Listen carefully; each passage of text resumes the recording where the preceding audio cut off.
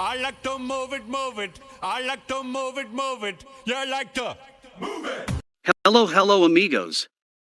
Welcome to Move It Movie. As today's movie porter, we are transporting one of the most popular TV series for the past 10 years, American Horror Story. This season premiered on Hulu on August 25, 2021. If you are a big fan of the series, let's learn more about downloading all episodes off at the end of the video. Now entering its 10th season, the FX series continues to create new nightmares by shocking its audience into terror. For its 10th installment, Ryan Murphy and Brad Falchuk are throwing all the rules out the window. The anthology series tells a brand new story each season, with most of the same cast returning to play different roles each time out. This new two-layered season seems to revolve around both aliens and vampires, though the first two episodes only focused on the latter. American Horror Story, double feature will tell two stories across its 10 episodes, Red Tide over the first 6 episodes and Death Valley for the remaining 4. Over the course of its 2-episode premiere, we dove into one sleepy off-season beach town that's hiding a bloody secret. But should you stream it? Or scream it? The premiere of Part 1 of Double Feature is fittingly done with 2 episodes. In the first, we meet a young family, Harry Gardner, acted by Finn Wittrock, his very pregnant wife Doris, acted by Lily Rabe, and their violin-playing daughter Alma, acted by Ryan Kiera Armstrong. The similarities to The Shining are pretty immediate, with the family's main purpose for staying 3 months in off-season Provincetown being so that Harry can do some Hail Mary writing. The similarities don't go much further than writer's block though, as Harry doesn't have a taste for booze and axes. He's more of a meat smoothie and pointy teeth kind of guy.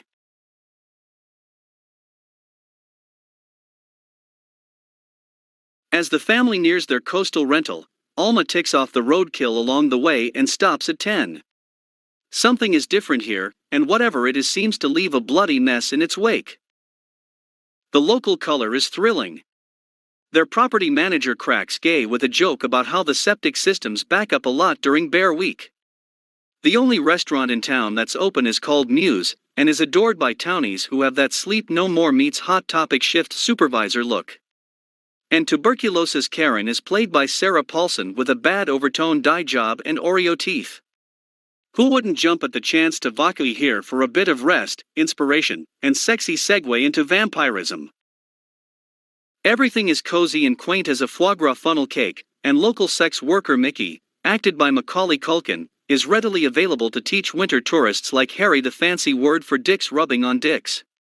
But then, as is doomed to occur at every party, pasty glam grumps Austin Summers, acted by Evan Peters, and Belle Noire, acted by Frances Conroy, tempt Harry to dip his tip-tappy word doc fingers into the black pill candy jar. There are vampires in Provincetown, but they're cute about it. Those who squeak about needing a creative boost are quickly introduced to a black pill that will either give it to them in spades, albeit with a hefty clause attached, or turn them into crunchy-jointed goth dancing vamp zombies, referred to as pale people. After learning that Austin and Sarah are only prolific writers because of their magical pills, Harry vows to never take them. That resolve holds until his editor calls him, demanding new pages. In the final moments of the episode, Harry takes a pill. The blank page that's been haunting this entire episode is suddenly filled with words.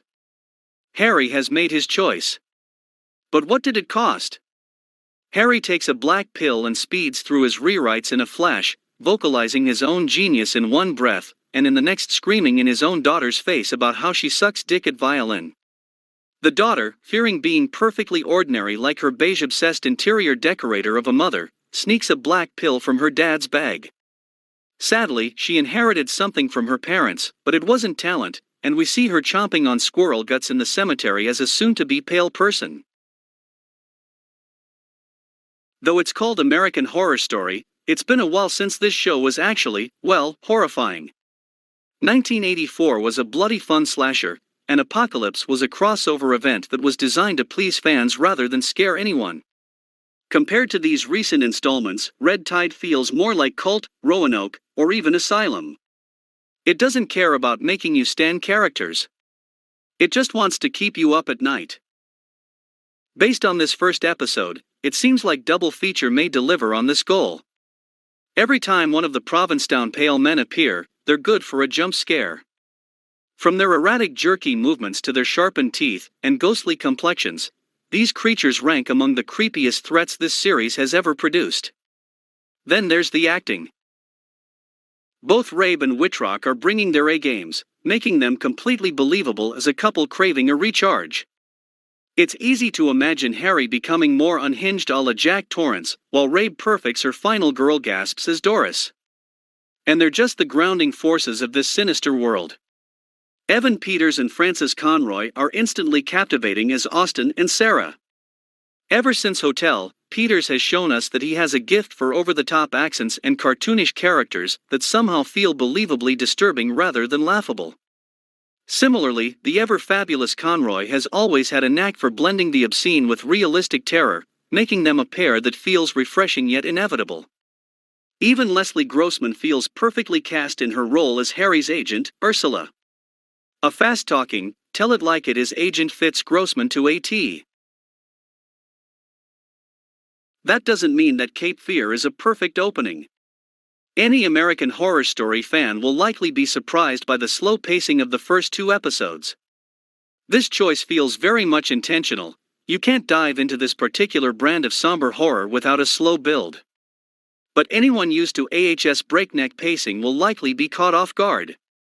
On that note, Harry and Doris make some truly awful decisions, like choosing to stay in a town filled with unhinged monsters and a shoreline riddled with bodies. Staying there with your child makes no sense. But almost any entry in this genre inspires similar complaints. Billy Lord's character Lark sent at least a handful of AHS fans into the bathroom with a nail file to see how painful it would be to file teeth into points. Macaulay Culkin's character Mickey tells Paulson's tuberculosis Karen a story about Jaws in episode 2, Pale, that brings to mind a widely spread theory regarding the identity of the Lady in the Dunes victim.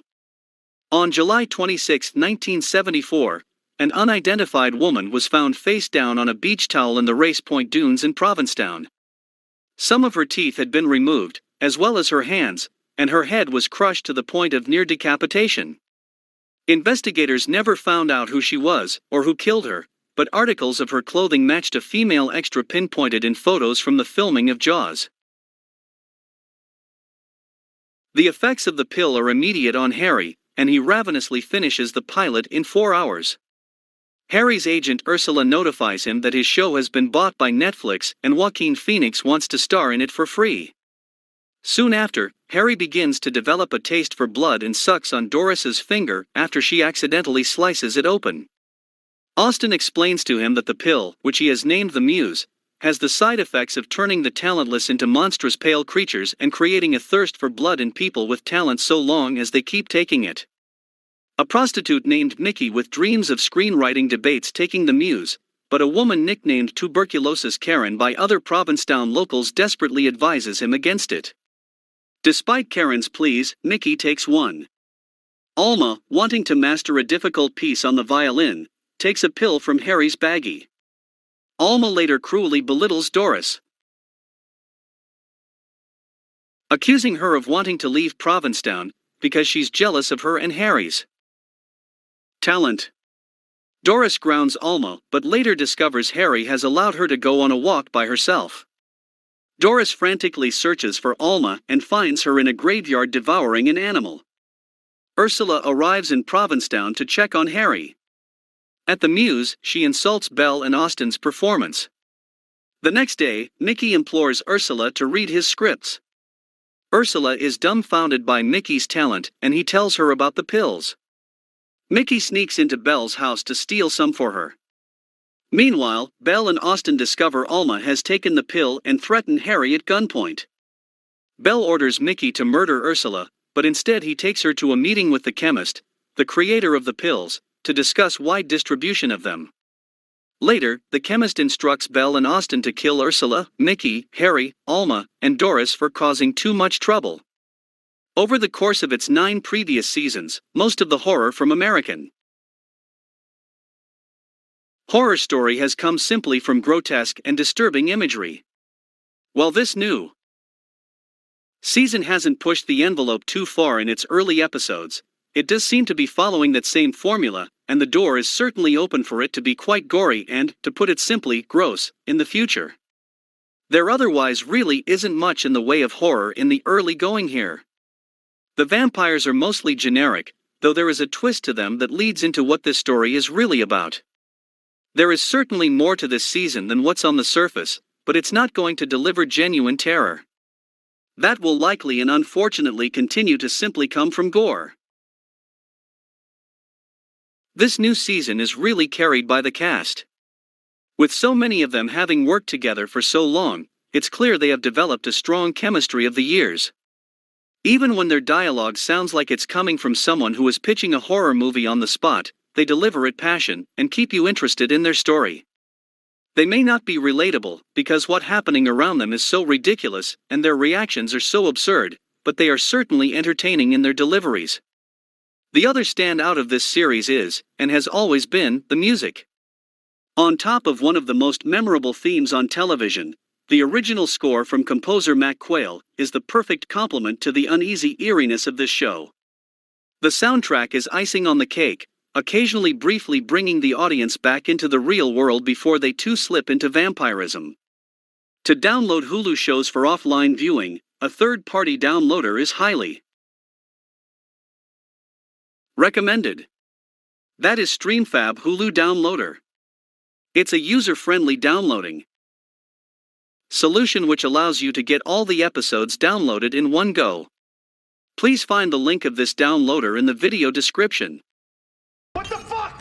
Did I come to your home and break shit? Shit for brains is nothing. Come over and finish setting this up. What the fuck? What do you want? Viagra, take it. Why? Look, man, you're gonna die tonight, and some of it's gonna be pretty painful. Tony has a 10-inch dick, and it's the only 10 inches of him worth shit.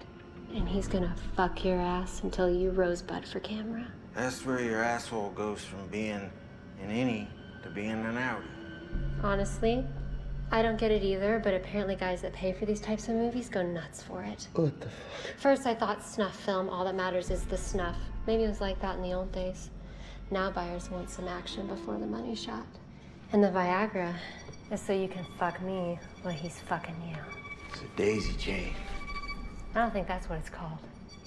I think there's a different term for it. Do you know what it is? No. You said you're a TV writer. Oh yeah? Anything I would have seen? My point is that I'm giving you a chance to have a little bit of pleasure in your last moments on Earth. And it also turns me the fuck on. Take the pill. Take it. Take it! Okay, okay.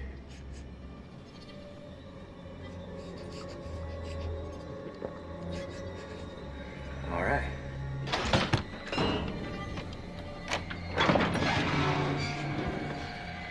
Now, come on. Slow. Slow. Come on. Right through here.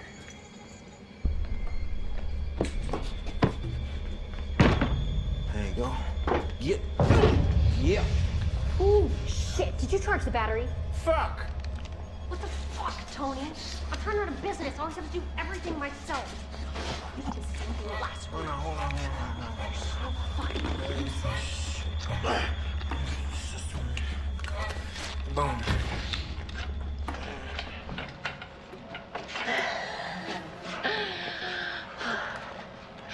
Hey, y'all. We got a pretty one for you tonight. Clean and high class.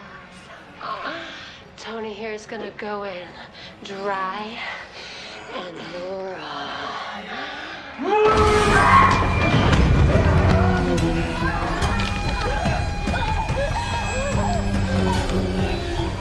What the fuck?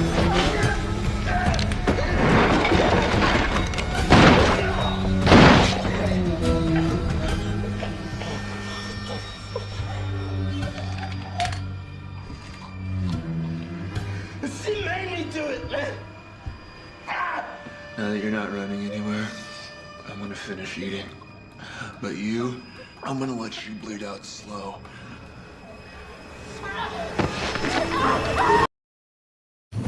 I like to move it, move it. I like to move it, move it. You like to move it. I like to move it, move it.